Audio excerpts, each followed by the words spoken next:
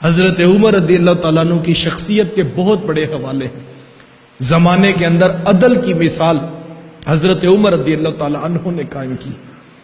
آپ جانتے جس وقت غسان کا شہزادہ جبلہ بن اہم طواف کعبہ کر رہا تھا اور اسلام کے اندر داخل ہو چکا تھا، اسلام قبول کیا اور طواف کعبہ کر رہا تھا، ایک بڑے علاقے کا جو ہے وہ بادشاہ اور شہزادہ تھا، تو طواف کعبہ کر رہا تھا اور اس کی جو ہے وہ کپڑوں کی جو چادر ہے وہ نیچے زمین پر گھسیٹی جا رہی تھی۔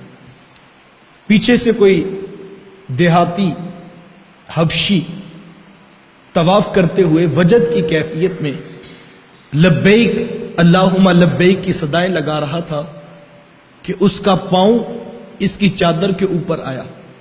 وہ تو اپنی مستی میں گم تھا، اسے پتہ ہی نہ تھا کہ آگے شہزادہ ہے، وہ تو رب کی دہلیز پہ حاضری کا مجدہ جاں فضا سنا رہا تھا، تو وہ اپنی لے میں تھا۔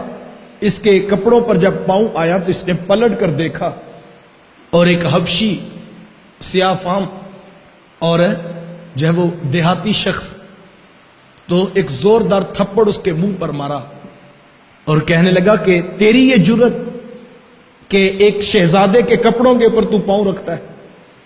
جب اس کو تھپڑ پڑا تو اس نے مقدمہ حضرت عمر رضی اللہ تعالیٰ عنہ کی عدالت میں کھڑا کر دی کہ عمر تیرے دور ہمایوں میں تیری حکومت کے اندر اللہ کے گھر کعبہ کے پاس ایک غریب کی غربت کی وجہ سے اسے تھپڑ مارا گیا۔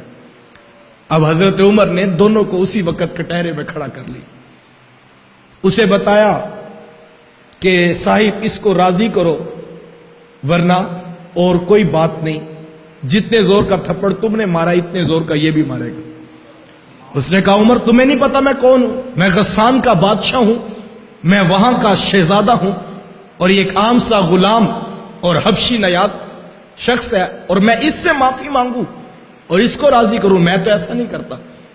کہا دو ہی باتیں، یا اس کو راضی کرو یا پھر یہ بھی اتنے زور کا تھپڑ مارے گا۔ حضرت عمر اس سے نیچے والی کسی بات پر آنے کو تیار نہیں۔